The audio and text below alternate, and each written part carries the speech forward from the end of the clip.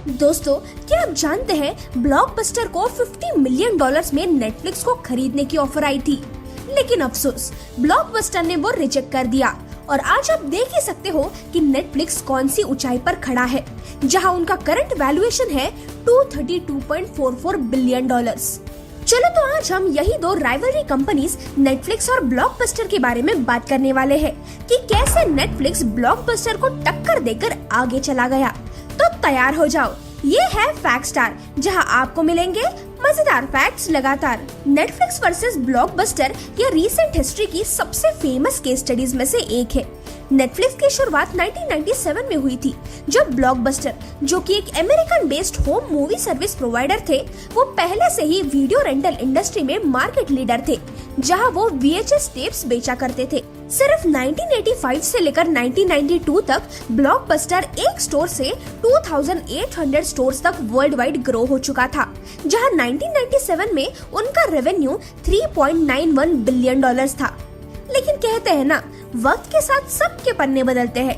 1997 में जब नेटफ्लिक्स की एंट्री हुई थी, तब DVD सिस्टम का काफी ट्रेंड चल रहा था और नेटफ्लिक्स के फाउंडर और CEO रीड हेस्टिंग्स ने इस अपॉर्चुनिटी का फायदा उठाते हुए मंथली DVD सब्सक्रिप्शन सर्विस चालू किए, यानी कि मेल के थ्रू रेंटल DVDs लोगों को भेजे जाते थे और यहाँ ब्लॉकबस्टर जैसे लेट फीस भी चार्ज नहीं किए जाते थे।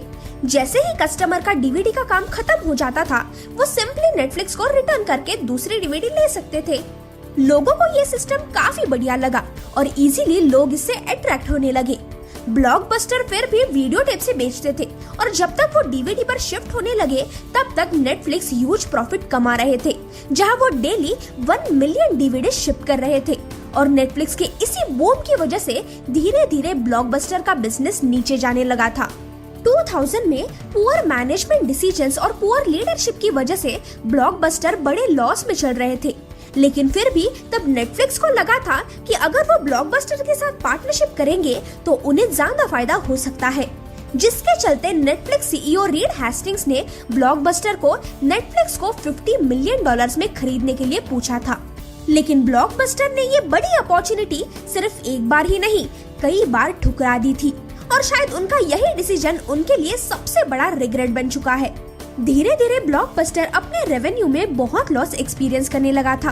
उनका लक कुछ खास चला नहीं और अपने कंटिन्यूस लॉस की वजह से 2010 में ब्लॉकबस्टर बैंकरप्ट हो गया और हमेशा के लिए बंद हो गया, जहां उनको $1 बिलियन से भी ज्यादा लॉस हुआ था। वो अपने बिजनेस मॉडल से इतना ऑब्सेस्ड हो गए थे कि वो अपने कस्टमर के बदलते नीड्स को सेटिस्फाई ही नहीं कर पाए और मार्केट में अपना बिजनेस भी नहीं टिका पाए।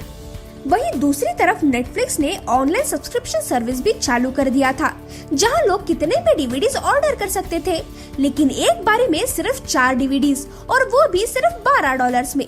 इतना ही नहीं, 2007 में जब नेटफ्लिक्स ने ऑनलाइन स्ट्रीमिंग प्लेटफॉर्म लॉन्च किया, तब उन्होंने वीडियो इंडस्ट्री में एक हिस्ट्री क्रिएट कर दी थी।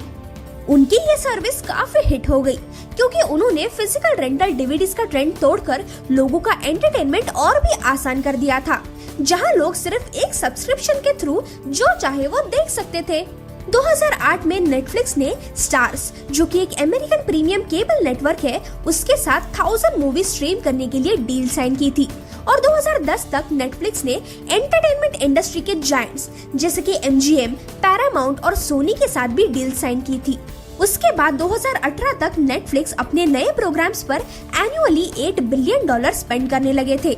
एंटरटेनमेंट इंडस्ट्री में नेटफ्लिक्स अब किंग बन चुका था, जहां उसे 2019 में 14 ऑस्कर नॉमिनेशंस मिले थे और जिसमें से 4 उन्होंने जीते भी थे।